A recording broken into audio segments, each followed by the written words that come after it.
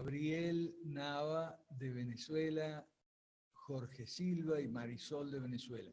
Jorge Silva, a ver si te puedes identificar, que no te ubico, Jorge Silva, por la... Ajá, Jorge Silva, eres el único que no te ubico. ¿De dónde eres tú, Jorge Silva? A ver, por el chat puede ser, sí, o por el micrófono. Ok. Saludo América, no sé si me escuchas bien a mí. A ver. Ajá, Jorge Silva es de Venezuela también. Bueno, viene manejando Eric, ok. Con Eric nos estamos preparando. Yo viajo a México, si Dios quiere, el viernes. Así que tal vez la próxima reunión de miércoles la vamos a hacer desde Querétaro, ¿ok? El miércoles que viene, si Dios quiere, que es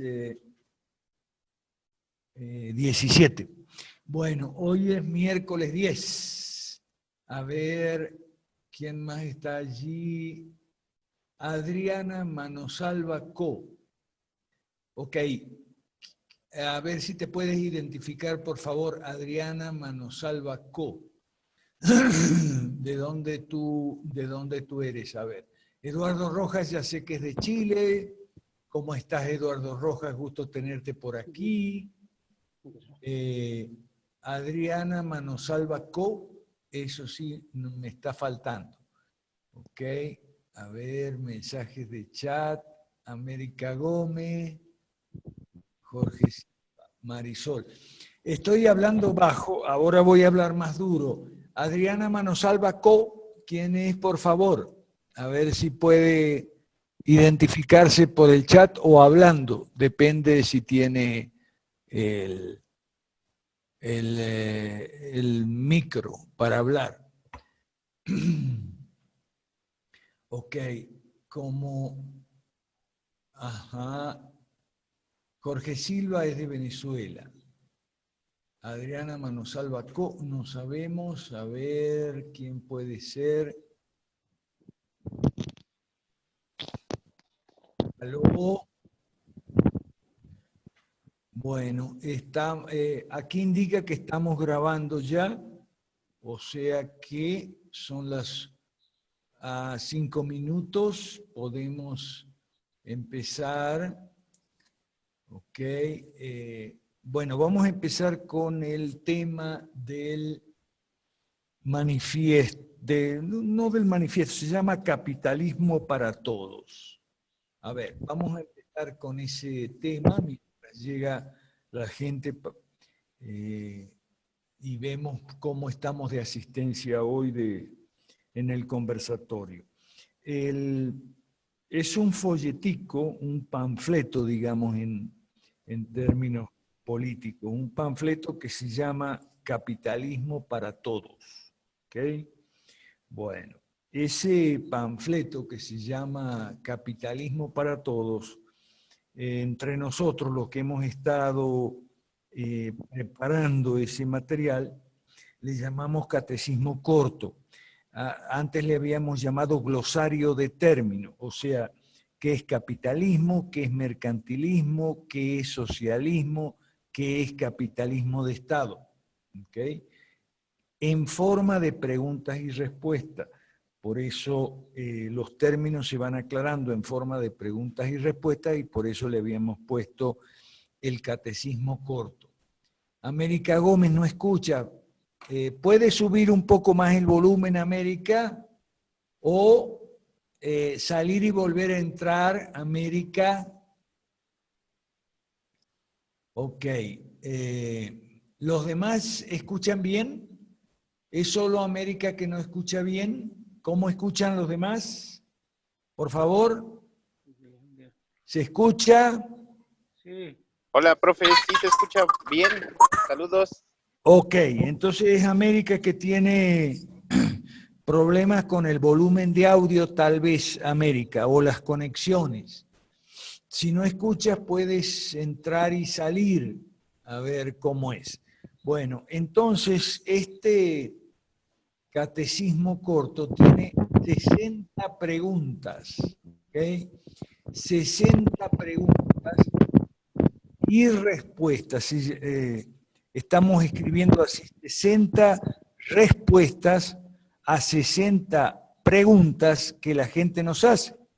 Desde cómo si hay monopolios en los servicios públicos, si hay monopolios en las empresas privadas, si las grandes empresas capitalistas son monopolios o no son monopolios.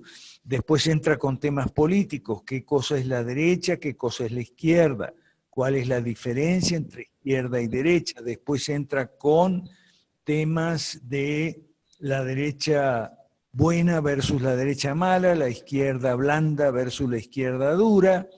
De todo eso va hablando el folletico. Habla de la violencia, el gobierno, las funciones del Estado, la inflación. Nos está ayudando mucho Pablo Zambrano de Ecuador y Osvaldo Toscano de Ecuador, que son economistas, ¿ok? Nos están ayudando mucho ambos en esa parte, ¿ok? Ahí está BKLIZ, que me olvidé ya quién era. A ver si podés identificarte nuevamente, BKLIZ, ¿ok? Por favor. Ok, ¿quién eres y de dónde? Así podemos conocernos, porque esto después vamos a abrir los micrófonos para participar. ¿Está bien? Bueno, a ver si... ajá, y después entramos con el tema de los anarquistas, los libertarios, entramos con el tema de los cristianos, los ateos, Ayn Rand, con Mises, etcétera, etcétera, etcétera. Entramos con el tema, bueno, la política y la politiquería. Política, antipolítica y politiquería. Y eso tiene mucho que ver con el tema del odio y la violencia. ¿Okay? También tocamos el tema del odio y la violencia. Bueno, fíjense una cosa, no... Bekeleis tiene el micrófono abierto, pero no... A ver, Bekeleis, ¿te puedes identificar? Hay mucho ruido en tu micrófono, Bekeleis. Hay mucho ruido en tu micrófono, Bekeleis. Si te puedes identificar sería fantástico. Por favor, muchas gracias. Bien, ¿qué más? Termina el folletico con las 5 reformas. Entonces, ¿en qué estamos ahora? Estamos terminando ya y corrigiendo básicamente corrección de estilo, o sea, redacción, algún error ortográfico. Nos ayuda mucho América Gómez y Alejandro Terán, que lo va a imprimir en Venezuela para todos los países. Eso va a tener una introducción que está preparando Alejandro Terán y va a tener también un anexo que es la declaración que hicimos allá en Ciudad Guayana, Venezuela, que se llama Manifiesto y Acuerdo de Guayana, de Ciudad Guayana. Esa va a ser el anexo, ¿ok? Lo vamos a imprimir en Venezuela. El folleto como tal es para todos los países, por eso le vamos a poner como anexo el documento titulado Manifiesto y Acuerdo de Guayana, que ustedes lo pueden ver. Bueno, entonces, algunos ya tienen un borrador, ¿ok? Más o menos avanzado. Algunos ya tienen un borrador y ya han enviado comentarios. Entonces yo les voy a pedir, no ahora, que me pasen después su correo electrónico, el que lo quiera, para ir leyendo, y si tiene algunas sugerencias, comentarios, observaciones o incluso críticas, sugerencias de cambio, cosas que están de más o cosas que faltan, que hay que agregar o que hay que quitar o que hay que cambiar algunas palabras. Entonces yo le voy a pedir lo siguiente, ¿ok? Si me envíen su correo electrónico en mi directo de Facebook, por mensaje directo de Facebook o por WhatsApp, me envían su correo electrónico, por favor, los que quieran el borrador de este documento que se llama Capitalismo para Todos, 60 respuestas a 60 preguntas que nos hace la gente, y entonces yo con todo gusto se lo envío. Yo voy a estar en México, voy a estar en Querétaro, allá con Eric y con Jazmín y con toda la gente de Tabasco que va a ir para allá, ¿ok? De Villahermosa y de otras partes de México, de Veracruz. Ya me prometieron que me iban a llevar una caja de café de la parroquia de Veracruz, ¿ok? Entonces vamos a estar allá con los 5R de México en Querétaro. Vamos a estar desde, si Dios quiere, yo viajo el viernes, vamos a estar desde el sábado 13 hasta el sábado 20, que voy a estar de regreso por aquí. Por eso digo que la reunión del miércoles 17 la haremos, si Dios quiere, desde Querétaro, allá en el equipo de Eric. Bien, dicho esto, ¿alguna pregunta, por favor, sobre el capitalismo para todos? El folletico, el panfleto que estamos haciendo. ¿Alguna pregunta, por favor? Adelante, cambio, escuchamos. Antes de pasar al tema de Venezuela, cambio, escuchamos, preguntas sobre el folletico. Bueno, si alguien también...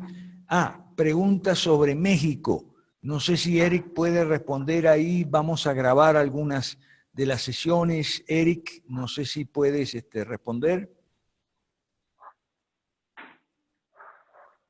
Hola a todos. Sí, la intención es también grabar el audio, o si es posible audio y video. Ya tenemos un pequeño equipo para grabar video. Tal vez no lo podamos hacer de manera directa, pero en diferido es seguro que sí lo hacemos. Cambio. Ok, perfecto. Entonces, hay preguntas sobre el folletico antes de pasar al tema de Venezuela. Bueno, si no hay más preguntas, pasamos entonces al tema de Venezuela. ¿Ok? Y vamos a ir al tema de Venezuela porque lo que estamos viendo es un clima de que mucha gente que en algún momento se acercó a nuestro proyecto, conoció nuestro plan de las 5 reformas, etcétera, etcétera, ahora no quieren saber nada. ¿Okay? Hay algunas personas que no quieren saber nada porque, bueno, encuentran esto que es muy difícil, entonces quieren salidas violentas y entonces hablan de guerra civil y hablan de plomo y plomo y plomo. Yo pienso que se deben haber comprado ya sus bazucas, ¿no? O mínimo un revolvito, una pistola, o por no hablar de una AK-47. O sea, personas que están en las redes sociales con esos consignas apocalípticas, digamos así, que son de gente muy cercana a la MUD, que tienen una relación de amor y odio con la MUD. ¿Ok? Tienen una relación de amor y odio porque apoyan cada vez que los dirigentes de la MUD convocan a marchas y manifestaciones de protesta, entonces salen y entonces, como no pasa nada, más que lamentablemente muertos y heridos y golpeados y contusos y ahogados por los gases lacrimógenos, etcétera, etcétera, y el cansancio. Lo único que queda de las marchas es el cansancio y el sudor, la ropa sucia tal vez, ¿ah? Y no pasa nada. Entonces se molestan con los de la MUD y entonces usan todas las redes sociales para protestar contra los dirigentes de la MUD, contra los mismos que habían apoyado. Son cuestiones contradictorias. Entonces, bueno, como esto va a quedar grabado, yo quiero decir algunas cosas y después vamos a abrir el micrófono y vamos a intervenir, ¿ok? Antes de pasar a otro tema. A ver, el tema es que demasiada gente está repitiendo por las redes sociales que no hay salida pacífica, que aquí tiene que correr sangre y tal y qué sé yo, o sea, consignas apocalípticas.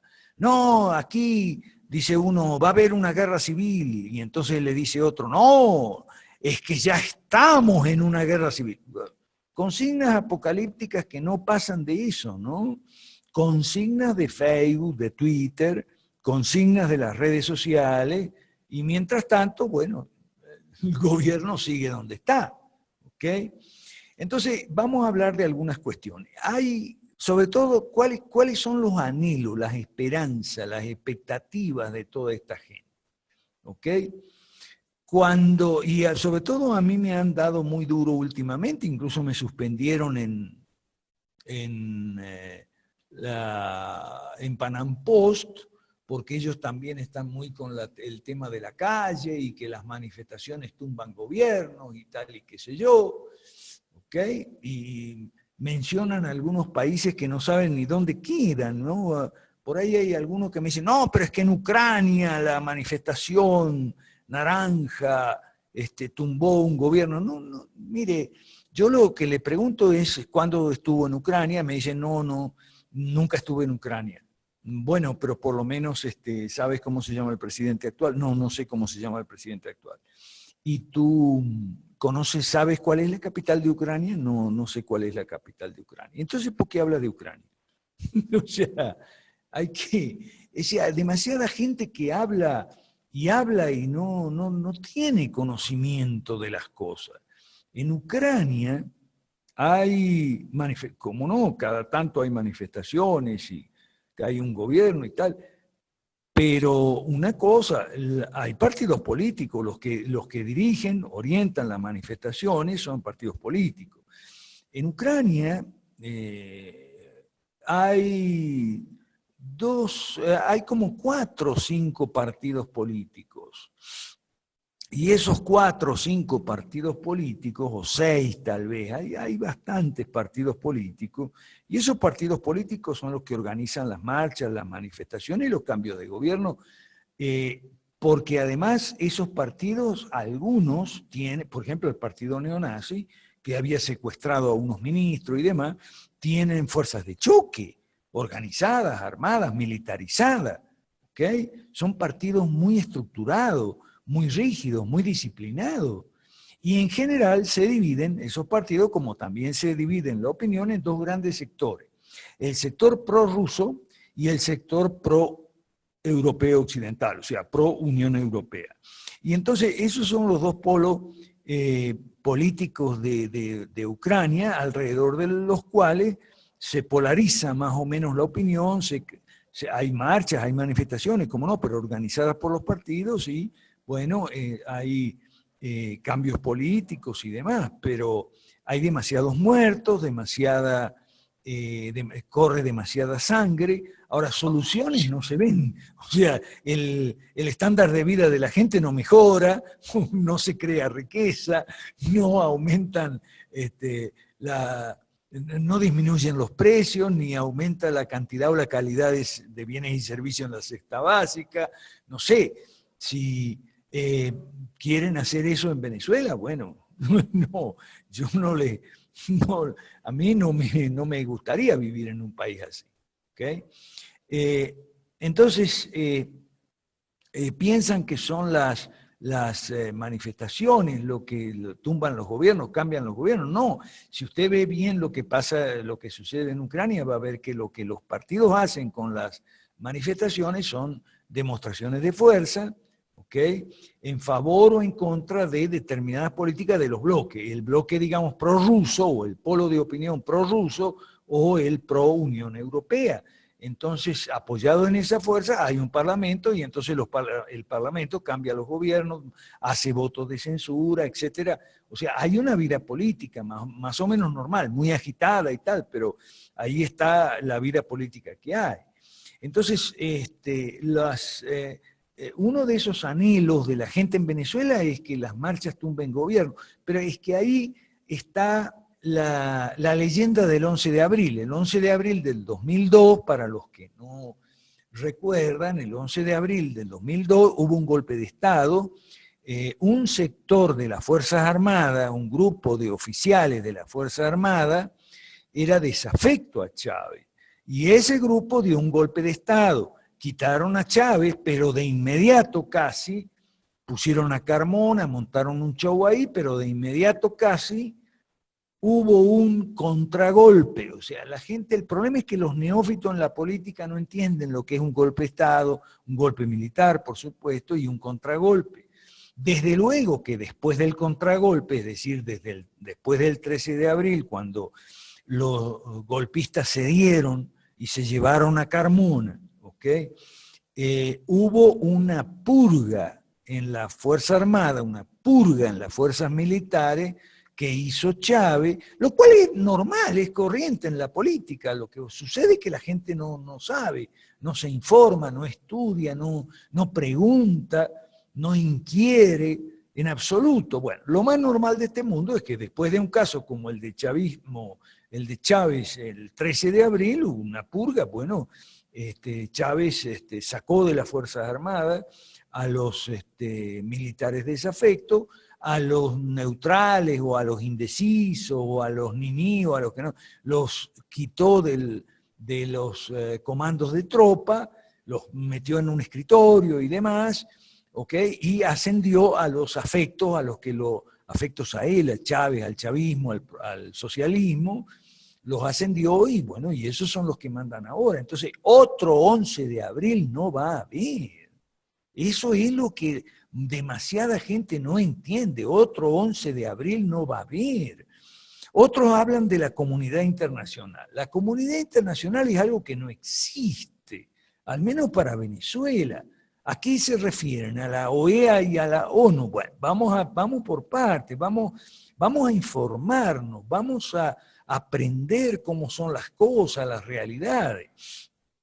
Porque la gente que marcha, e incluso la que llora y lamenta a los muertos, todos lloramos y todos lamentamos los muertos, pero lamentablemente los muertos no conmueven el corazón de los embajadores en la OEA, mucho menos los militares venezolanos, ni los militares cubanos. Pero ¿qué? O sea, yo hace muchos años escribí un artículo que se llamaba Cuba, cómo y cuándo se dejó someter. Acuérdese que el 1 de enero de 2019 cumple 60 años el régimen cubano y el año que viene cumple 20 años el régimen venezolano. Entonces hay que tomar en consideración que si tanto tiempo el comunismo ha estado ahí gobernando, ¿okay? El comunismo ha estado ahí al frente, en el poder, y los opositores no lo han podido sacar, por algo es, ¿no? Vamos a tomar en consideración qué es lo que está pasando. Sanciones de la OEA. Bueno, y las sanciones de la OEA vienen desde 1961, 62, después fueron reforzadas, después Obama ensayó algunas sanciones contra Venezuela. ¿Y qué han logrado las sanciones?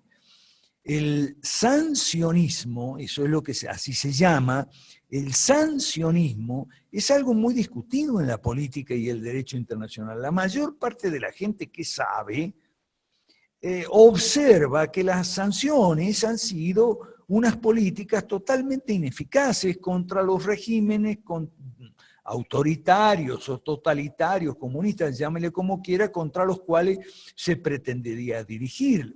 Las sanciones más estorban y más molestan al pueblo, en todo caso, son sanciones comerciales que impiden o obstaculizan la importación de artículos esenciales, repuestos y demás.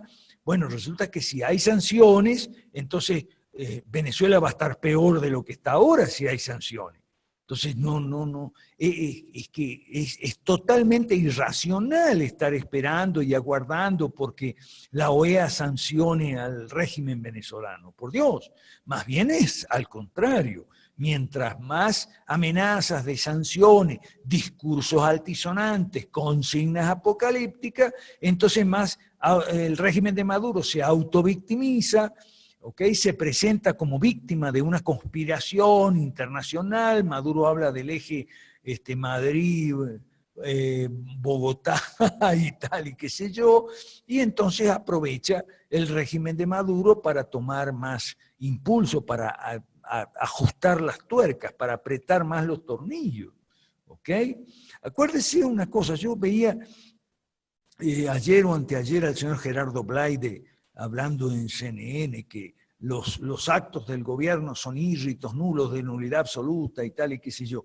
Pero bueno, ¿y qué va a ganar con eso Gerardo Blay? Se está serruchando el piso la oposición, la MUD. Esto es bueno para nosotros, pero tengamos en consideración que así la MUD se serrucha el piso. ¿Por qué? Porque no hay salida que no sea política. En Venezuela hay salida a mediano plazo, a corto plazo no, pero a mediano plazo sí hay salida política, a menos que nos serruchemos todos el piso y empecemos con el tema de que no, que guerra civil, no, que no hay salida pacífica, no, que sangre, no, que plomo, porque salida, digamos, militar no hay, o sea, otro golpe no va a haber. Ahí andaba uno, y comentábamos hace un ratito con Marisol, uno diciendo, bueno, es que por supuesto que la salida tiene que ser violenta, pero no con las guarimbas desorganizadas, sino con un ejército organizado, estructurado, bien armado, bien financiado y bien pertrechado. Yo recuerdo nada más que eso es lo que tenían en 1961, cuando Kennedy alentó una invasión a Cuba de los exiliados cubanos, Playa Girón, Bahía de Cochino, que se llamaba también, y sin embargo fracasó. Pero bueno, yo lo que digo es, estas personas, si ya contrataron los instructores militares israelíes o chechenos, no sé, digo porque son los más competentes para esas cosas, ¿dónde tienen el financiamiento para esa salida no pacífica que dicen ellos, esa salida militar con un ejército organizado? Bueno, por empezar, eso luce todavía con más sentido. Lo que sucede es que no hay milicia, porque tiene que haber una milicia para que haya una guerra civil, para que haya una guerra, una resistencia militar, tiene que haber, y eso tiene algo más de sentido, un ejército pertrechado, organizado. Vamos a poner ejemplos. Yo tengo dos ejemplos aquí. El caso de el comandante cero Edén Pastora en Nicaragua, un ex sandinista que se le dio vuelta a Ortega y organizó una contraguerrilla. ¿Okay? Porque estamos hablando, vamos a usar términos técnicos, con golpe contra golpe, guerrilla contra guerrilla. Le organizó una contraguerrilla a Ortega, ¿ok? Pero estaba financiado por el dinero después del escándalo Iran Contras, Oliver North y compañía. ¿Dónde hay eso en Venezuela? ¿Acaso hay lo que se llamaba eso la contra, ¿no? El comandante cero era en Pastora, que todavía anda por ahí. Entonces, ¿hay eso en Venezuela? No hay. Es importante que lo pongamos. Otro ejemplo, las autodefensas de Colombia, organizadas por el comandante Fabio Castaño, su hermano. O sea, ¿hay eso en Venezuela? No hay. Hay fuerzas de autodefensa, lo que llamaban paramilitares en Venezuela. No hay. Entonces, ¿qué les pasa? ¿No pueden acaso ver la realidad? ¿No pueden razonar? ¿No pueden pensar con la cabeza? ¿Tienen que pensar con el hígado? ¿Tienen que hacer reacciones puramente viscerales, como dice Marisol. No, que aquí hay mucha hambre. Bueno, sí, hay mucha hambre también, pero ¿y qué? ¿Y qué? El hambre no tumba gobierno, ¿ok? Esto es importante. Lo que sí sucede es que la dirigencia de la MUD se desgasta, porque la dirigencia de la MUD alienta consignas apocalípticas como, dice, no, que no se negocia con criminales. Ah, no se negocia con criminales. Entonces, por eso es que sucede en Venezuela eso que estamos viendo siempre, que la MUD, la dirigencia de la MUD, se autoinflige derrotas terribles, se autoserrucha el piso porque se autoimpide de negociar acuerdos para elecciones, para arbitraje, para electoral, para calendarios, para lo que sea, porque dice, no, que con criminales no se negocia. Bueno, entonces si no se negocia, después salen a negociar por debajo de la mesa y entonces sus bases les pierden confianza y sus bases se molestan y se fastidian y se disgustan era con Ramos Ayub o con el señor Julio Borges o el que sea. Y el señor Julio Borges, el señor Ramos Ayub pierden credibilidad. Sus propias bases cada tanto están más disgustadas, entonces se serruchan el piso a sí mismo. Lo que nosotros hemos estado conversando a propósito de la reunión de Ciudad Guayana, mucho de escribir el manifiesto y acuerdo de Ciudad Guayana, es que la salida en Venezuela es política. Olvídese, no va a venir la sexta flota norteamericana a sacar a Maduro, a la Isami, a los hermanos Rodríguez o a Diosdado. Trump no va a aterrizar en Caracas con un portaaviones en Maiquetía y ir hasta Miraflores a arrastrar, a sacarlo de la oreja a Maduro, porque Trump tiene otras ocupaciones, preocupaciones y problemas, tanto en el frente doméstico como en la parte internacional. ¿Ok? Y Trump no está todo el tiempo pensando en Venezuela ni cosas por el estilo. ¿Ok? Entonces, de ahí no va a venir la ayuda, tampoco va a venir la OTAN. No estamos en Venezuela, no estamos en los Balcanes. La OTAN no va a hacer maniobras, digo yo, en el estado Apure. No, es que la gente... no sé qué tiene en la cabeza, si tiene aserrín o qué. Entonces no hay ninguna esperanza de otra salida que no sea política. A ver, política, 4 sílabas. ¿Qué parte de político no entendieron? ¿Ok? Ahora, cuando hablamos de salida política, hablamos como los países de los años 80, especialmente el año 89, los liberales que pudieron en toda la década del 80 construir partidos políticos, ¿ok?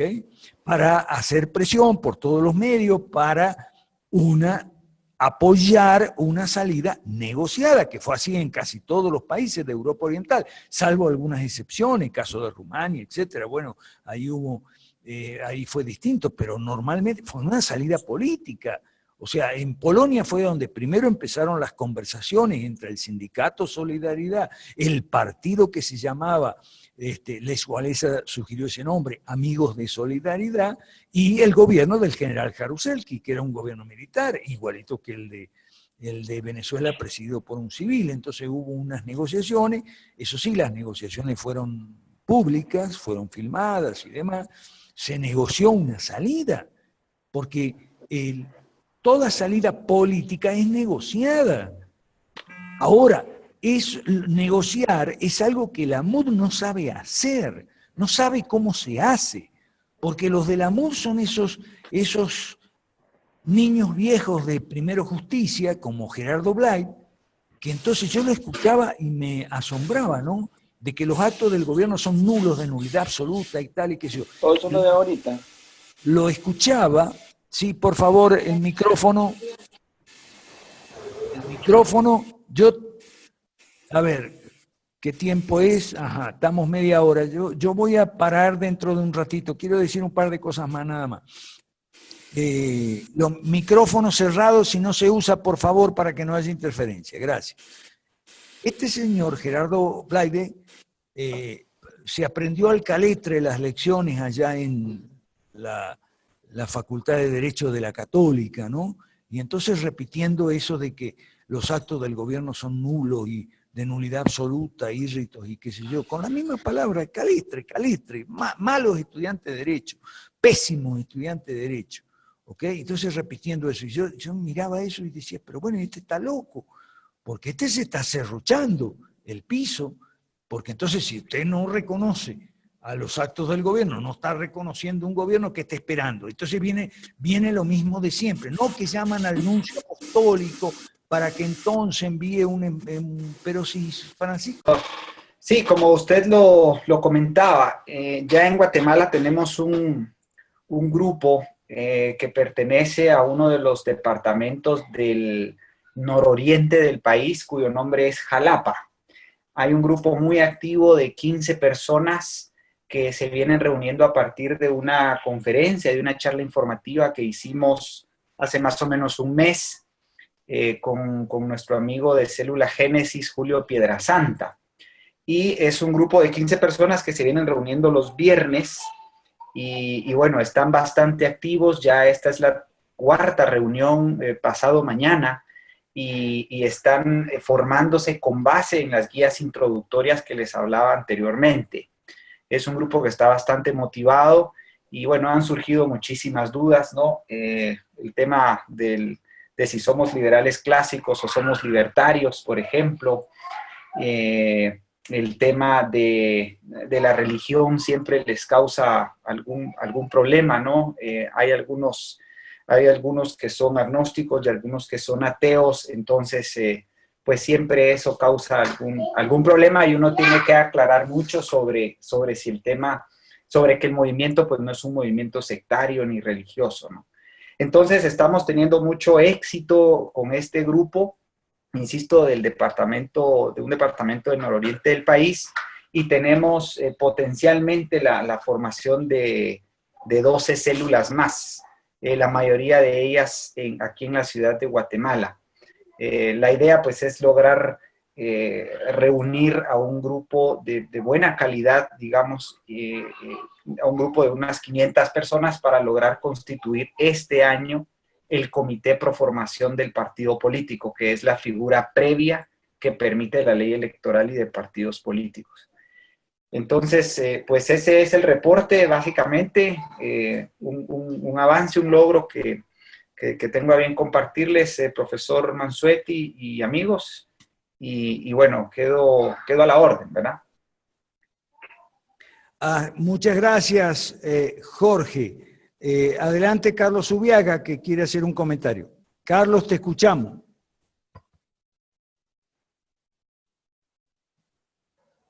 Te escuchamos, Carlos Zubiaga.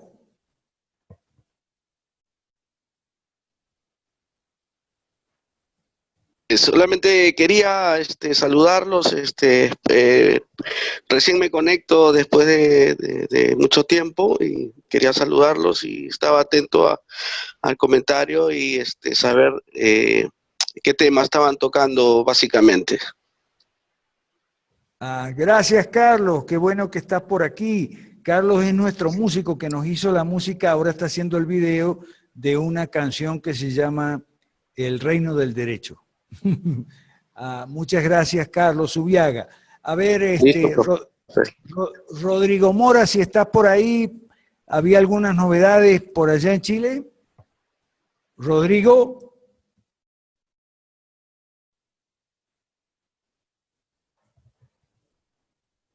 Rodrigo. Aló, profesor, ¿cómo estás? ¿Se escucha? Más duro, habla más cerca del micrófono, más alto. Lo que pasa es que no sé si ¿se escucha ahí? Se escucha muy bajo. Ya, no puedo hablar más fuerte. ¿Ahí se escucha mejor? Ok, pero habla despacio, no hable como chileno, hable despacio. Por favor, muchas gracias. Adelante. Ya, profesor, mire, se conformó la célula madre hace 2 semanas, 5 personas, 5 liberales, todos cristianos, Y este viernes tenemos la segunda reunión, donde vamos a conversar diversos temas, principalmente apuntados al plan de formación que tiene la 5R Guatemala, que eso lo bajamos y estamos viendo la parte básica de ese plan de formación. Así que eso vamos a conversar este viernes y ahí vamos a seguir contando novedades.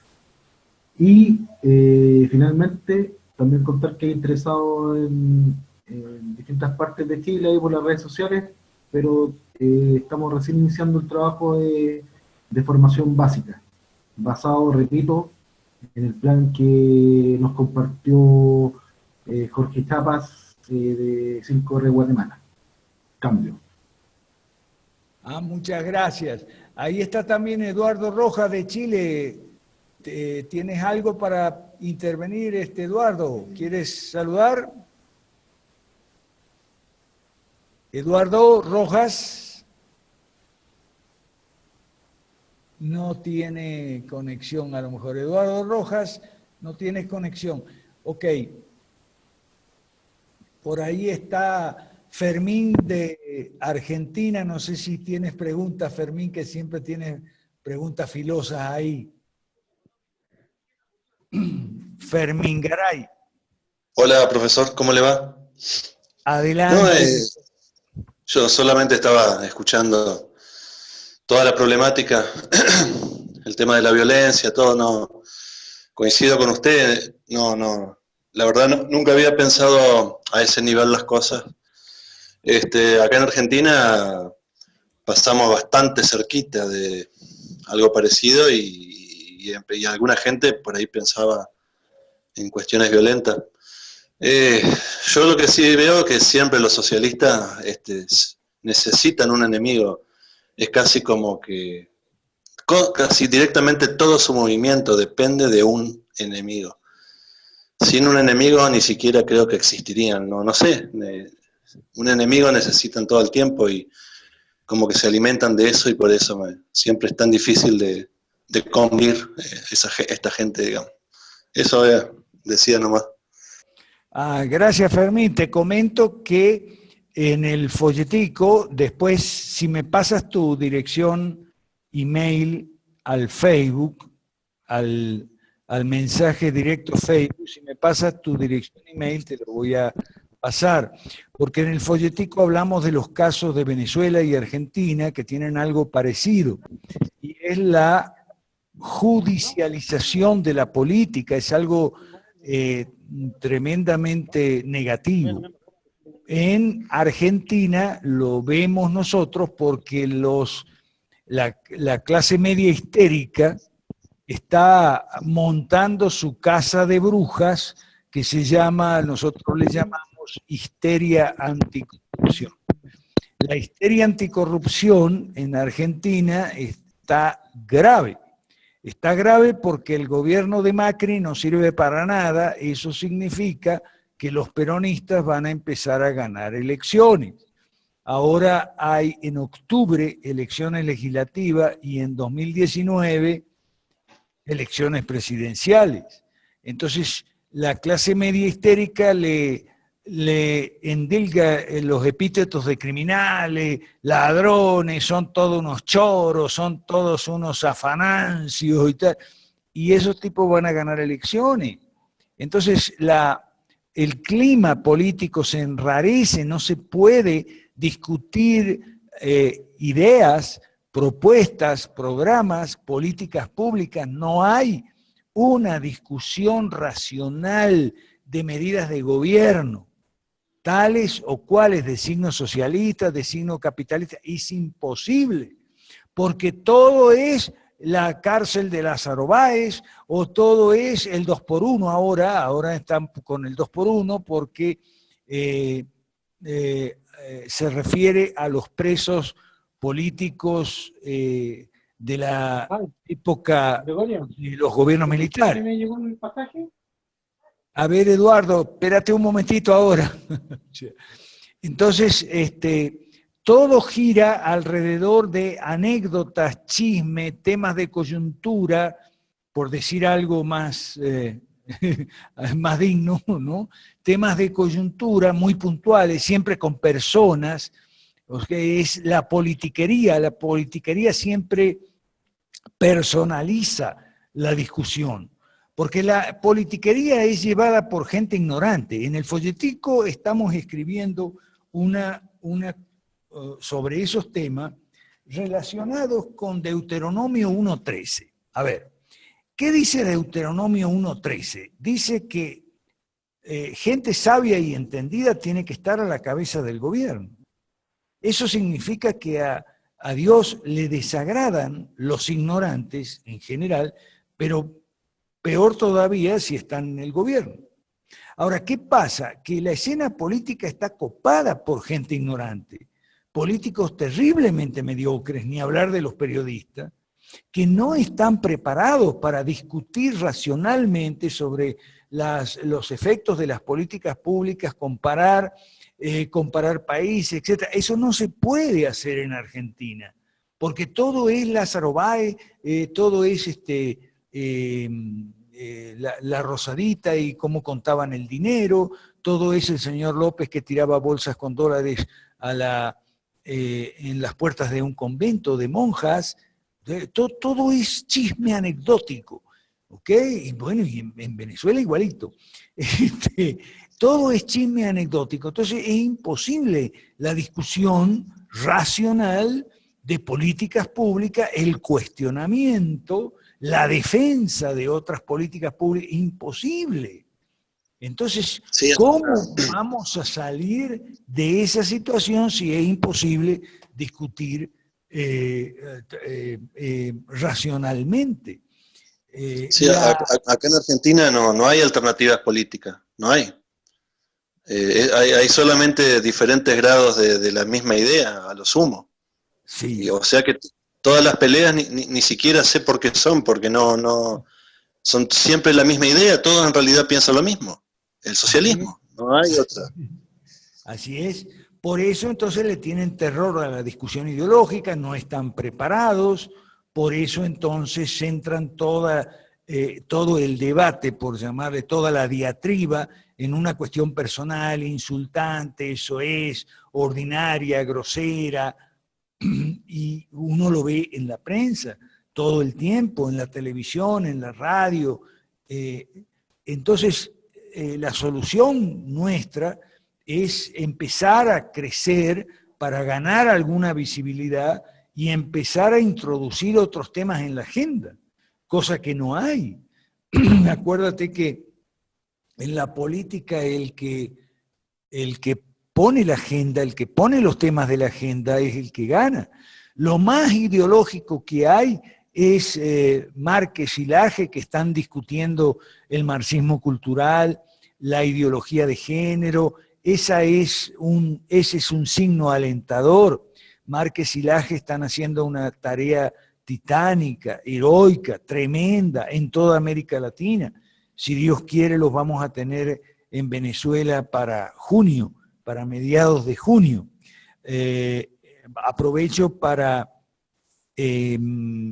comunicar, para informar que para más o menos para esa fecha yo voy a estar en Ecuador haciendo capacitaciones y reuniones y posiblemente vaya alguien de otros países para Ecuador, hacemos una pequeña reunión ahí, al mismo tiempo que Laje y Márquez estarían en Caracas.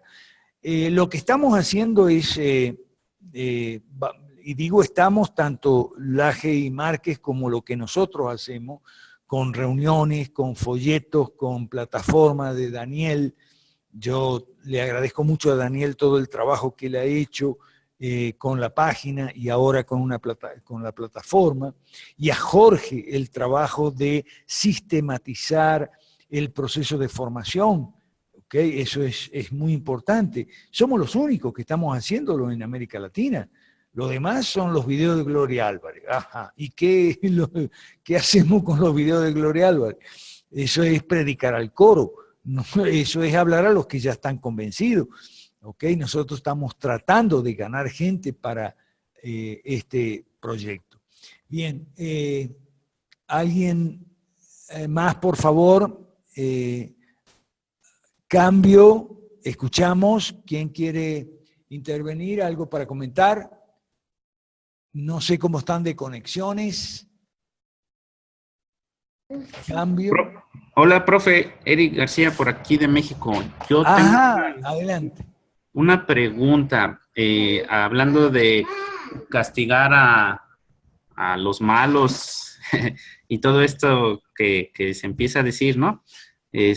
Las cárceles, por ejemplo, pues estamos casi todos en el entendido que pues no reforman, ¿no? Entonces, y también estamos en el entendido que pues el cambio en las cárceles debe ser hacia un castigar las acciones malas, los crímenes, pero eso ya es cuando tengamos un gobierno limitado, ¿no? Porque, pues, por ejemplo, sabemos que la pena de muerte, pues, no se puede bajo estos sistemas. Entonces, por ejemplo, políticos, y no solo políticos, sino ciudadanos que hagan el mal, que dañen la propiedad de otros, ¿cómo deberíamos considerar la cárcel? Sí.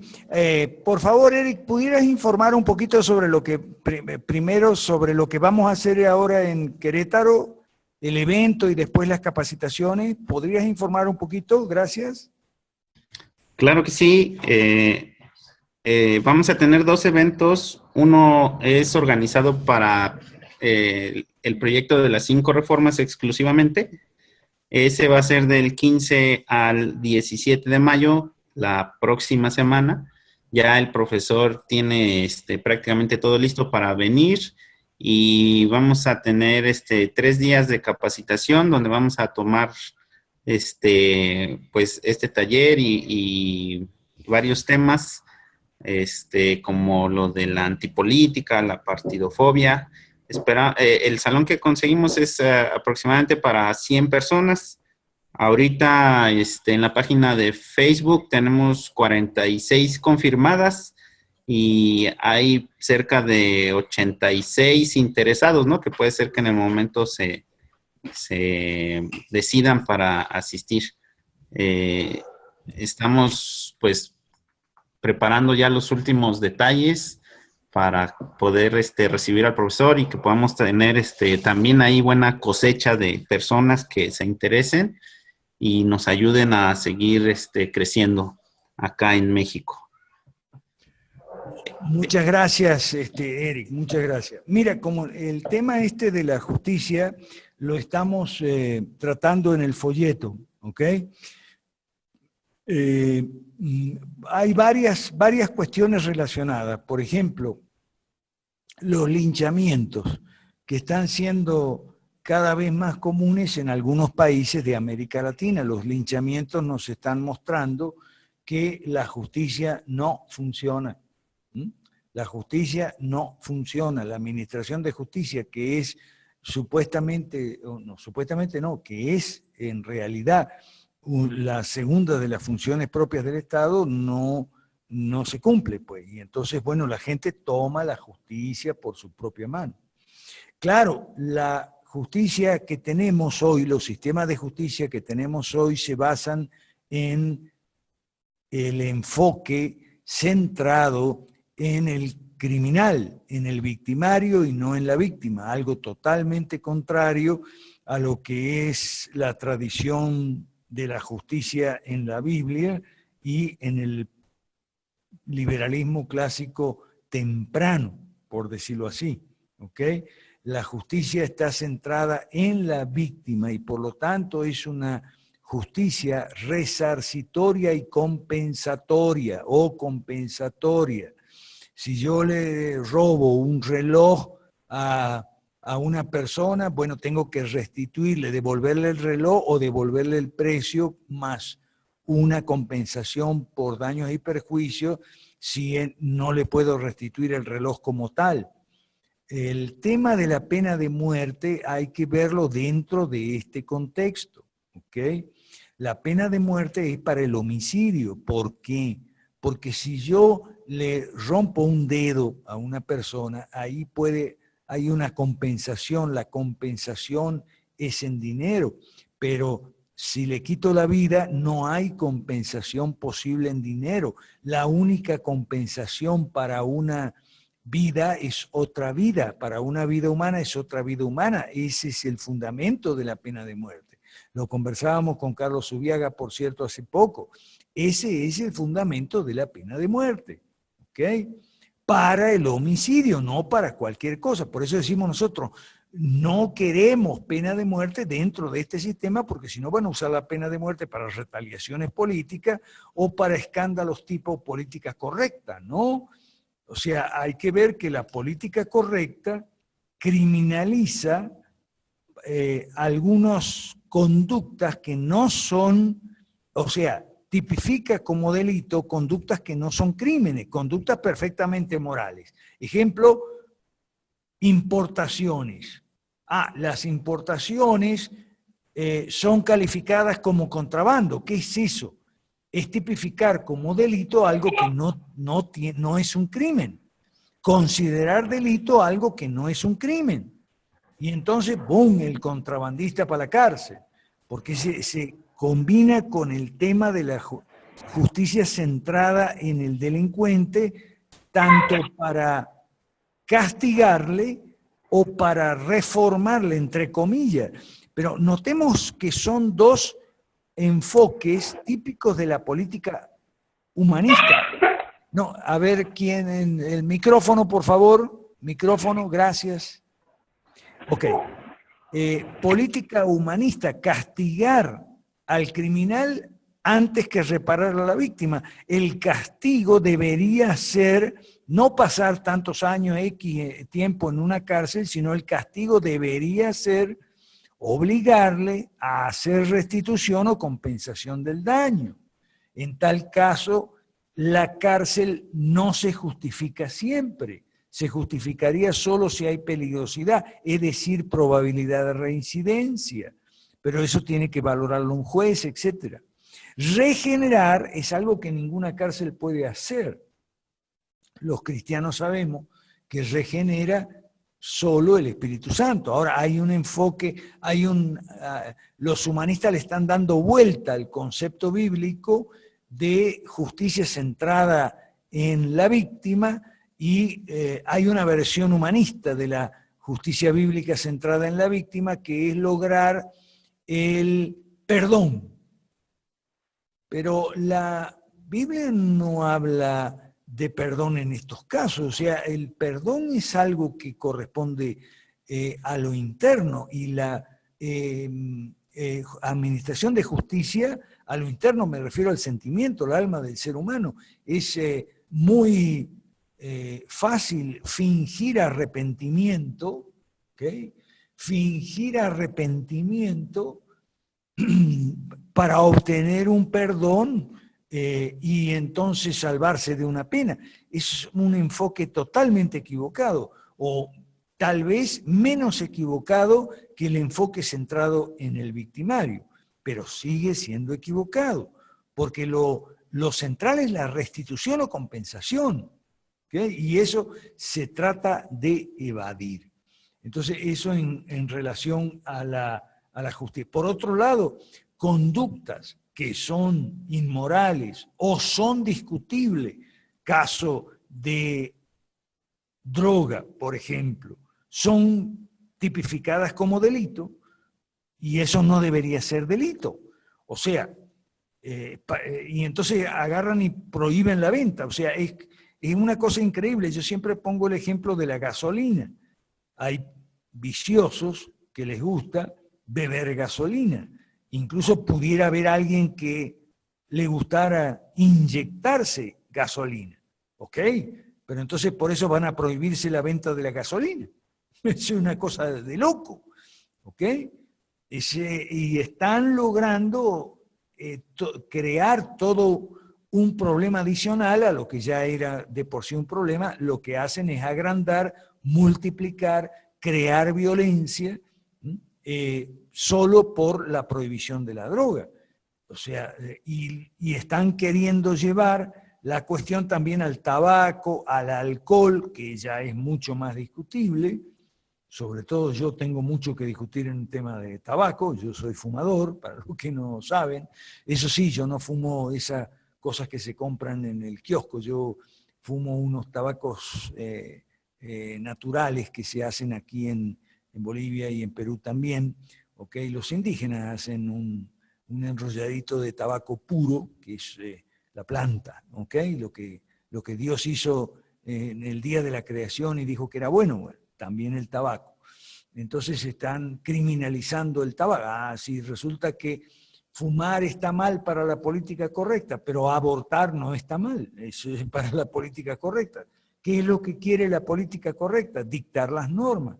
¿Para qué? Para ocupar el lugar de Dios. Dios es el que dicta las normas. Entonces, el César, el Estado, cambia las reglas, llama malo a lo bueno y llama bueno a lo malo, ¿ok? Para ponerse en posición de soberanía, en posición de autoridad soberana, del último que decide, ¿ok?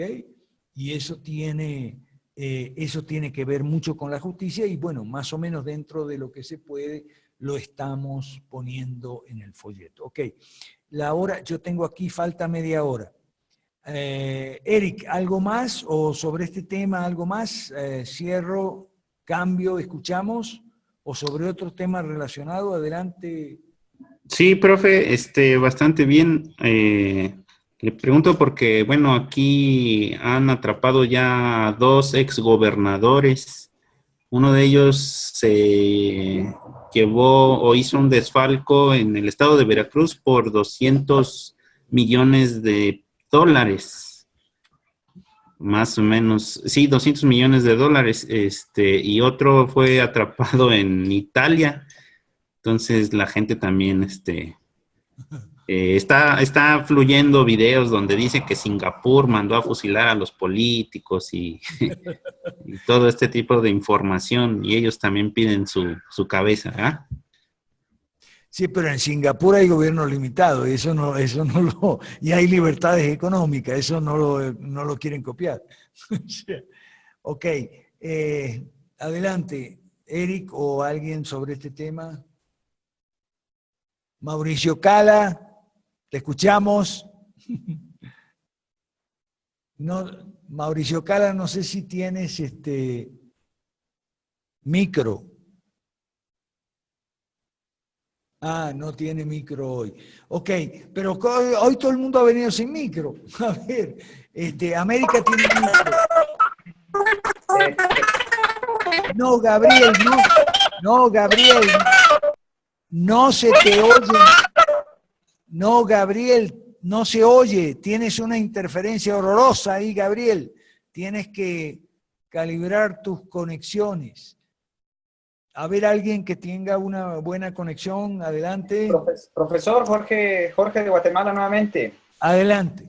Gracias. Primero con un comentario sobre el caso de los políticos corruptos que señala Eric. En ese caso, Eric, yo creo que, como bien dice el profesor Mansueti, y bajo este enfoque de justicia compensatoria o restitutiva, lo que cabe es que estas personas devuelvan lo robado y o trabajen hasta devolver lo robado, ¿no? Más una compensación económica al Estado mexicano, que pueda invertirse en las funciones propias, ¿no? Me parece que pedir su cabeza es... bueno, creo que es desproporcionado, digamos, pero quizás para darte una respuesta o tratar de darte una respuesta puntual a ese tema.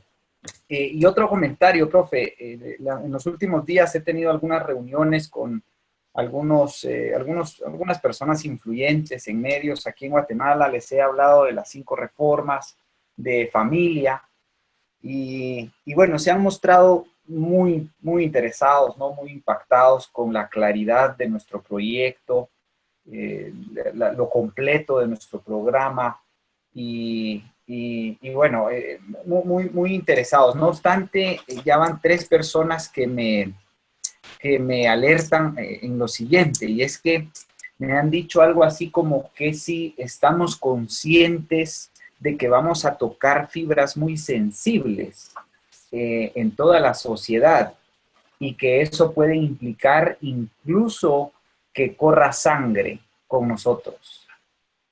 Es decir, que nosotros podamos estar poniendo en peligro nuestras propias vidas por lo radical de nuestro proyecto y por lo que pretende nuestro proyecto, ¿no? Entonces, bueno, no sé si más que sus comentarios, no sé qué análisis les merece esto a ustedes, porque al menos aquí en Guatemala a veces, pues a mí me genera cierto miedo, ¿no? No precisamente por estos comentarios, sino desde un principio, ¿no? Lo que estamos proponiendo es bastante ambicioso, bastante bueno e implica y puede contraernos una serie de problemas a nosotros y a nuestras familias. Yo lo estoy asumiendo con mucha fe, por supuesto, pero les confieso que no deja uno de sentir cierto miedo, ¿no? Yo no sé si ustedes han analizado esta situación y cómo la ven.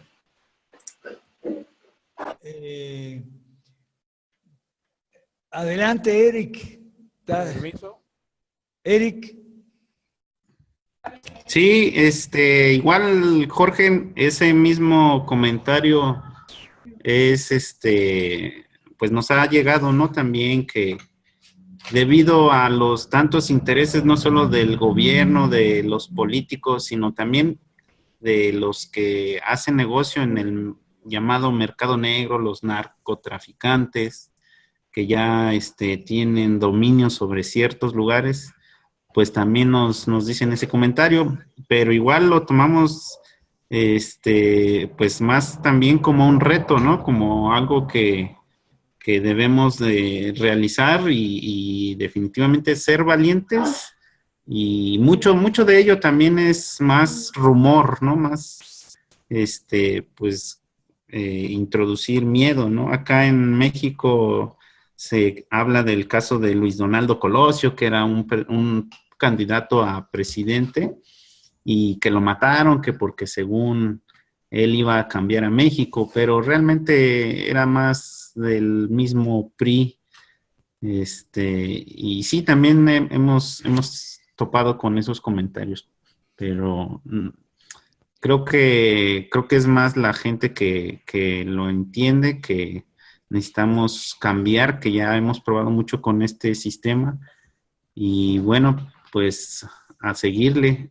Ahí es mi comentario, profe. Jorge, lo que sucede también es que mucha gente ve esto difícil. Lo conversábamos con Marisol hace un rato por privado, ¿ok? Gente te va a decir que no, que es muy peligroso, porque no se quiere meter. O sea, gente que ve que nosotros tenemos una propuesta seria, bien trabajada, bien elaborada, no se quiere meter porque no quiere salir de su zona de confort. Entonces te va a poner pretextos. Cualquier pretexto va a ser bueno. Para no, en lugar de decirte, no, mira, yo no me voy a meter en esto porque yo estoy muy ocupado en mi profesión o porque mi familia me absorbe mucho. No te va a decir eso. Te va a poner pretextos. Y uno de esos pretextos es, no, pero es que es muy peligroso y tal. Yo no diría eso, lo que es difícil.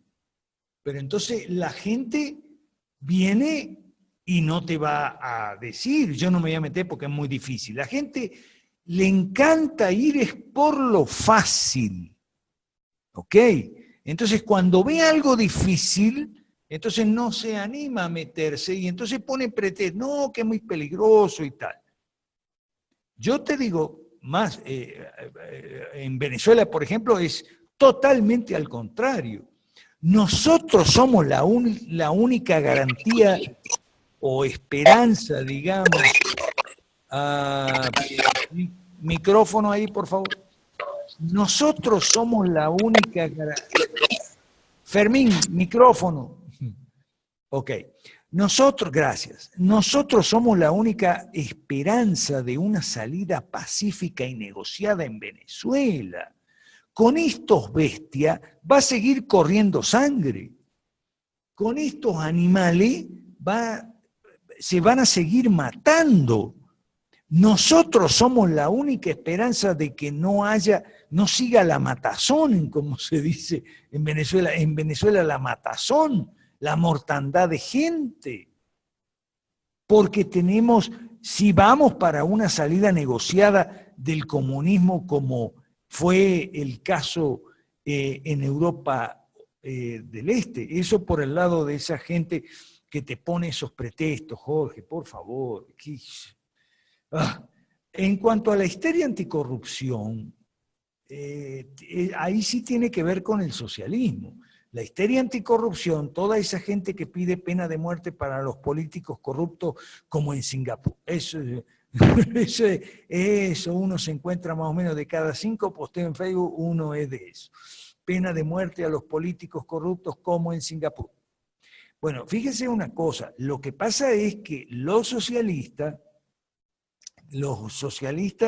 creen, o se les ha hecho creer, que la corrupción es el problema número 1, que no hay tiza en las escuelas del Estado porque los políticos se roban el dinero, que no hay jeringas en los hospitales del Estado porque los políticos se roban el dinero. Les han hecho creer eso a la gente y la gente se lo ha creído. Sobre todo la clase media, se le cree cualquier cosa que los socialistas le digan.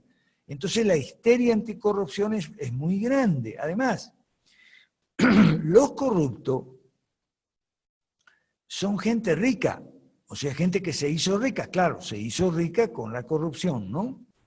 Ahora, yo me pregunto, que a mí me gustan las encuestas, me gustan las dos clases de encuestas, la encuesta demográfica y la encuesta cualitativa, ¿ok? Lamentablemente no estoy enmarcado dentro de una empresa ahora, pero ando buscando esa información de encuesta a ver si la hay, no la tengo. Yo me pregunto lo siguiente, a ver, el odio contra los corruptos es porque, o sea, con los multimillonarios de la noche a la mañana, los que hicieron plata con la corrupción y demás. El odio contra los corruptos, a mí me gustaría descomponerlo estadísticamente, a ver cuánto de ese odio se debe a que son corruptos o se debe a que son ricos. Y hay en esto una envidia al rico que es la base moral del socialismo. Es que el socialismo se muerde la cola. El socialismo tiene muchas contradicciones. El socialismo en muchos casos se vuelve un boomerang. ¿Ok? Entonces, voy a repetir la pregunta porque la voy a dejar ahí en el aire. Bueno, faltan 20 minutos. La voy a dejar ahí en el aire para que lo pensemos todos. En la histeria anticorrupción hay muchos elementos en juego que hay que tomar en consideración para poder explicarnos este tema, porque además la histeria anticorrupción ha llevado mucho a la antipolítica, a la partidofobia, a decir, no, pero es que este no es de ningún partido, no, pero ¿para qué hacer otro partido? Ya hay demasiados partidos, bla, bla, bla, bla. Entonces, vuelvo y repetir la pregunta que me tiene inquieto desde hace un tiempo. En el odio contra los corruptos, ¿cuánto de ese odio se debe a que el corrupto es corrupto o a que el corrupto es rico?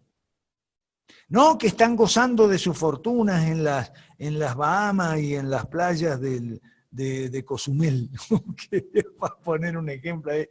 O sea, pero resulta que cada vez que los políticos socialistas dicen que hay que pechar a los ricos, hay que cobrarle impuestos a los ricos, hay que, los ricos que son los que viven en sus mansiones con 3 piscinas, bla, bla, bla. Entonces a eso hay que hacerles pagar impuestos para entonces con ese dinero, y eso ya está en el manifiesto comunista, ¿no? Con ese dinero sufragar los gastos públicos en educación, salud, etcétera, etcétera. Entonces le hacen a la gente, le instilan en su alma el veneno del odio al rico. Entonces yo me pregunto, a lo mejor estoy equivocado, pero no hay algo de ese odio al rico dentro de la histeria a la corrupción, anticorrupción y que no, que tienen que matar a los corruptos y tienen que colgarlos, que Singapur, bla, bla, bla. No sé, pregunta que hay. A ver, cambio, escucho sobre este tema u otros relacionados. Permiso. Ajá, adelante Ambrosio, adelante. Bueno, pues muy bien, saludos a todos, muy buenas noches. Con respecto a lo que preguntó Eric Miguel sobre el sistema de castigo de los presos, pues efectivamente el profesor lo explicó muchísimo mejor que yo. Él en estos días, yo le hice el mismo planteamiento y me facilitó un material en el que hablaba de que el punto de vista liberal es el resarcimiento de la víctima, más que el ensañamiento o el ojo por ojo al victimario, ¿no? Con respecto a Jorge Chapas y lo de las amenazas, hay que entender una cosa, ¿no? En Venezuela se estila mucho cuando un político está tocando algún punto sensible de alguien que tiene o que ocupa una posición de poder, el enviarle una bala de un fusil con una nota de amenaza, ¿no? El político aquí que es versado ya conoce la estrategia y sabe que esa bala no se la está enviando ningún guerrillero ni ningún paramilitar, sino que se la está enviando un pícaro. Pero hay muchos políticos que no conocen ese truco y ciertamente se amedrentan y dejan de tocar esos intereses particulares que pueden afectar la economía de alguna persona. Entonces, es lógico que se vayan a producir amenazas si nosotros estamos predicando algo que va a tocar tantos intereses económicos de distintas personas. Pero no hay que sentir miedo por eso. Yo por lo menos creo que en mi caso no sentiría miedo por predicar aquello, porque conozco que la estrategia del mediocre antes de razonar con la otra parte es sencillamente influir el miedo. Bien, y hay que entender que en política se impone o se negocia, y en el caso de Venezuela, lo que se considera oposición no tiene fuerza para imponer ninguna idea. Entonces, el único espacio posible que puede existir con los que sí detentan el poder es la negociación, así de simple. Muchas gracias y muy buenas noches a todos. Gracias, Ambrosio. Por cierto, en el folletico estamos citando una frase de Ayn Rand muy buena, que habla del colectivismo y de cómo el colectivismo genera violencia. ¿Okay? En el colectivismo hay muchos impulsos y por varios factores, varios elementos en juego que conducen siempre a la violencia. La frase de Ayn Rand, voy a citar de memoria, dice más o menos así, que el colectivismo lleva a el enfrentamiento violento entre bandas de salvajes que se devoran entre ellos por el botín. Cada uno quiere la parte más gruesa, la parte más gorda, la parte más sabrosa del botín, digamos así, y entonces se devoran entre ellos. Y eso es lo que tenemos con el socialismo. Por eso nosotros somos la única alternativa a la violencia. No hay otra. Los liberales clásicos, con nuestro plan de reforma de la sociedad, no es fácil. ¿Ok? El que crea que es fácil, por favor, o se baja de la nube o se puede salir de este barco, porque fácil no es. Pero la realidad es esa, que si no cambiamos el sistema, si no producimos los cambios que son necesarios en nuestros países, sobre todo en aquellos que están más necesitados, caso de Venezuela, y caso de Argentina, por ejemplo, donde hay tanta pobreza y tanto colectivismo que conduce a la violencia, se van a matar entre ellos, se van a terminar matando entre ellos. Es algo horroroso. Yo no entiendo cómo se supone las contradicciones, por ejemplo, de los libertarios, que en Venezuela están apoyando las guarimbas y todo. Y bueno, pero no se supone que era no agresión, el principio de no agresión y demás. No se supone que los libertarios querían ir a unas islas desoladas, aisladas, sin gente, sin población en el Pacífico, y ahí practicar el principio de no agresión y no cobrar impuestos y tal y qué sé yo, y entonces ahora resulta que están apoyando la violencia. Son cosas de, ¿por qué yo digo que nosotros somos la esperanza de que la violencia no siga, no crezca, etcétera? Porque nosotros somos los que estamos planteando un proceso, una salida racional, un cambio de sistema racional, ¿ok? La gente está cada vez más idiotizada. Hay un artículo muy bueno por ahí, la globalización de la idiotez. La gente está cada vez más idiota. Dale con el asunto de... bueno, estábamos preparando con los de Perú, estábamos preparando este número de la Pepa. Entonces, alguien decía por ahí, es que la gente no quiere textos muy largos, la gente quiere figuras, fotos. Bueno, sí, como los niños, estamos estupidizados, estamos puerilizados, nos tienen infantilizados, ¿ok? No, y por supuesto, y entonces, no, que una imagen vale más que 1000 palabras. Claro, eso te dicen los infantilizados que no quieren leer, no quieren estudiar, no quieren informarse, no quieren leer ni una nota de la BBC. Porque estaba recomendando a alguien por ahí unas notas bien interesantes de la BBC, en español y todo, que están sobre la inutilidad del sancionismo. Había una lista en la BBC de una cantidad enorme de países, había como 10 países, ¿no? Una lista de 10 países, entre ellos Corea, el primero era Corea del Sur. O sea, los países que estaban más sancionados, por eso que llaman la comunidad internacional. Es decir, los países que habían sido y estaban siendo objeto de más sanciones. Sanciones de todo tipo, políticas, diplomáticas, militares, deportivas inclusive, que le tachan ese país, si está sujeto a sanciones, se lo tachan en los eventos deportivos, en los campeonatos mundiales, etcétera, y no pueden ser sede. O sea, son países que están sujetos a una cantidad enorme de sanciones. Ahora, esos países, el más sancionado es Corea del Norte, y el gordo de Corea del Norte sigue ahí lo más tranquilo, ¿ok? Entonces, son unas notas muy buenas de la BBC sobre la futilidad, la inoperancia, la inutilidad de la sanción.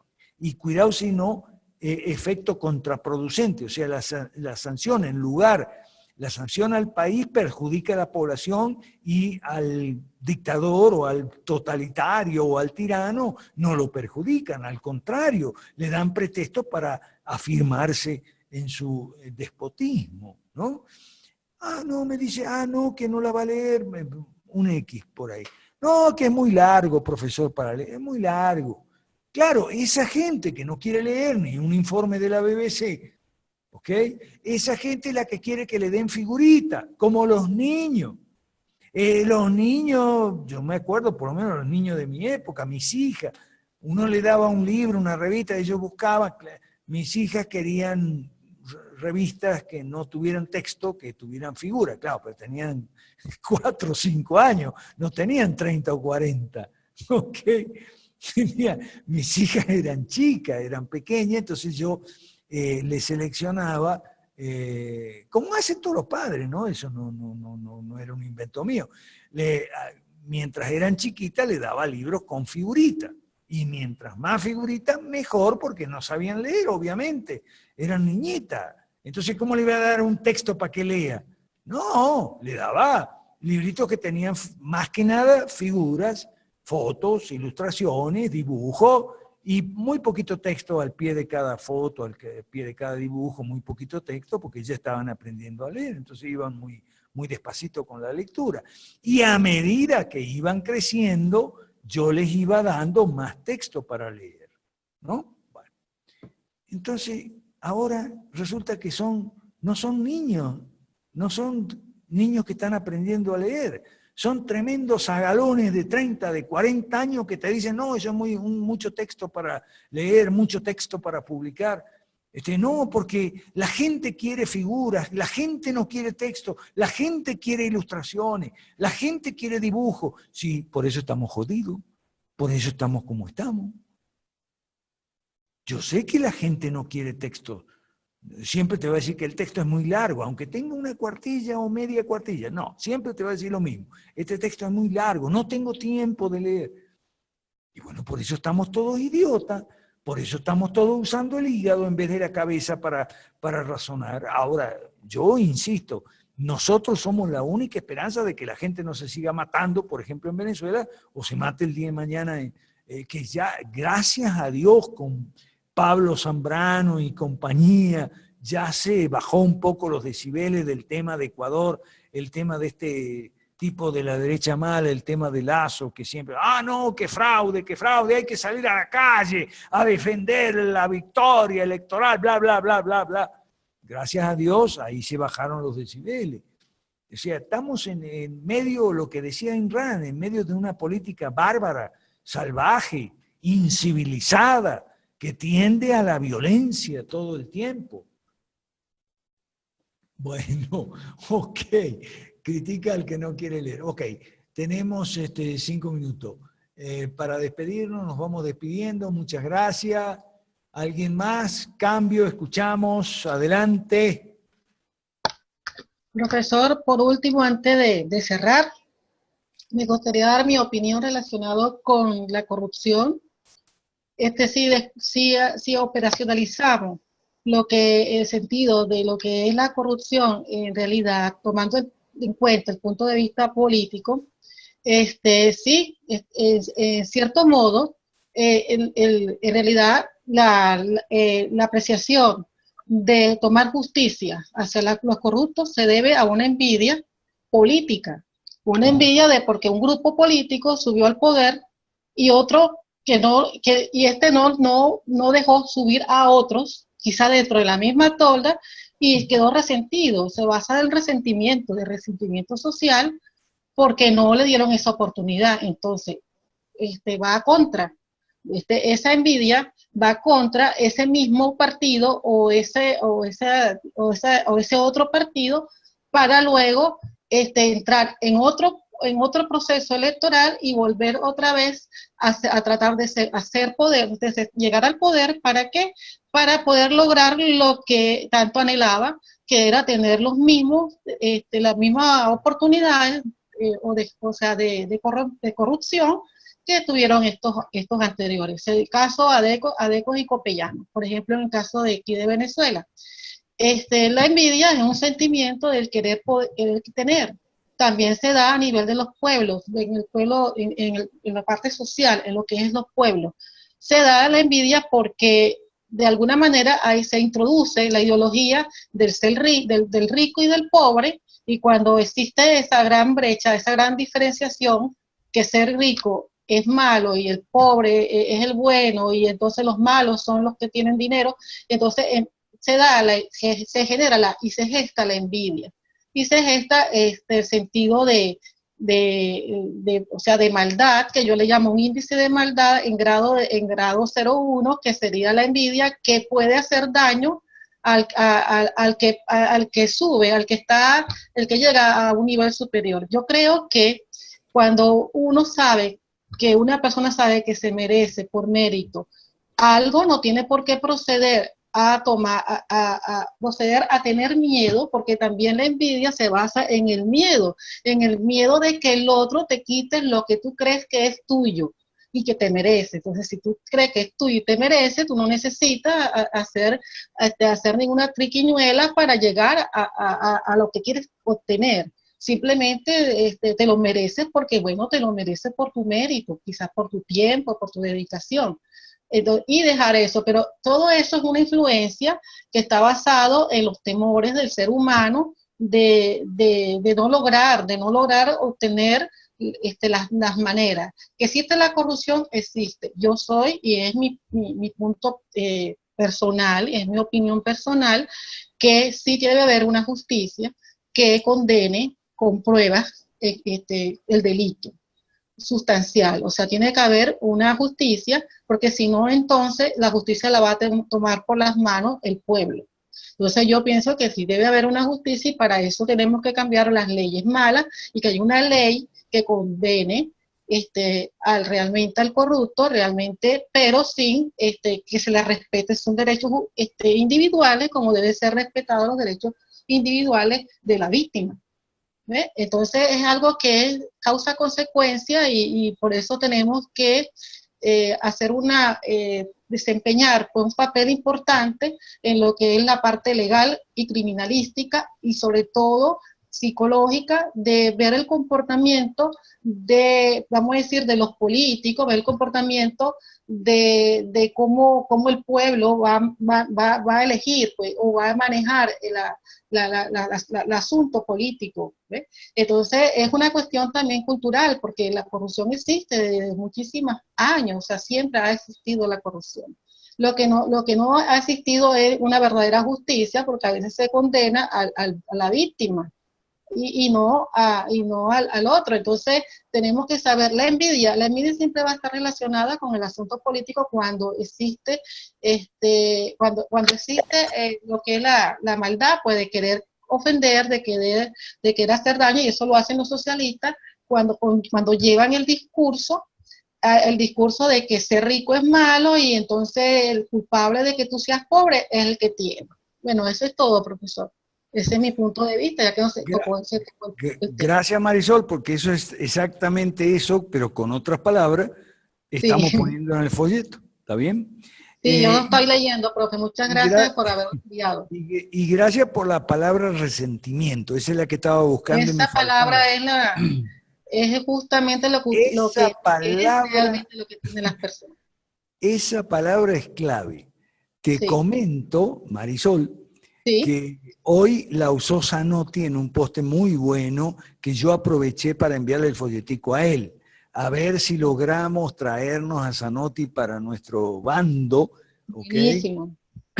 Porque justamente usó, Fermín, no sé si lo viste, usó la palabra resentimiento para definir un elemento básico que él encontraba en la política argentina actualmente. Y creo que tiene toda la razón, y eso se lo dije, tienes toda la razón. Por favor, léete este folletico. Estamos en una política basada en el resentimiento de todos estos países. Resentimiento que en algunos casos se justifica, yo diría. Por ejemplo, estoy pensando en Colombia, toda la gente que ha sido maltratada por las guerrillas, ¿ok? Entonces, obviamente que gente resentida con algún grado de justificación, de explicación, en fin, como quiera, ¿ok? O sea, tiene razones para estar dolida, resentida, etc. Pero hay otros que no, como tú, Marisol, está bien señalando, de puro envidioso nomás que son. Por eso puse ahí otra vez el libro de Schweck que se llama La envidia, una teoría de la sociedad, donde él hace una distinción entre las sociedades exitosas y las sociedades fracasadas. ¿Cuáles son las sociedades exitosas? Aquellas que se han podido proteger a sus miembros más destacados de la envidia de los mediocres y de los resentidos. Mientras que, por otro lado, las sociedades fracasadas son aquellas que no han podido proteger a sus miembros más destacados, destacado con justicia, no destacado por ser un asesino serial, ¿no? O sea, destacado por logros en la economía, logros en la ciencia, en el arte, lo que sea. Proteger a sus individuos más destacados de la envidia, de los mediocres, los resentidos. Bueno, entonces, ese es uno de los libros que es básico.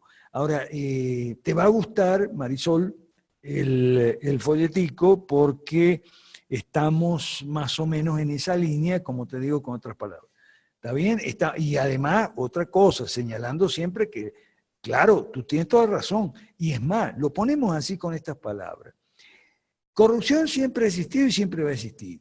Lo que sucede es que en el estatismo la corrupción es gigante, monstruosa, inmanejable, mientras que en un sistema liberal no es que va a desaparecer la corrupción, sino que se va a reducir, en tanto se reduce el estatismo a unos niveles, no diré unos niveles decentes, porque nunca puede haber nivel decente de corrupción, pero sí a unos niveles manejables. ¿Y manejables cómo? Como tú lo estás diciendo. Manejables por sus remedios propios, que son los remedios judiciales, que ahora no se pueden aplicar o se aplican deficientemente por la magnitud del problema de la corrupción y las implicaciones que tiene.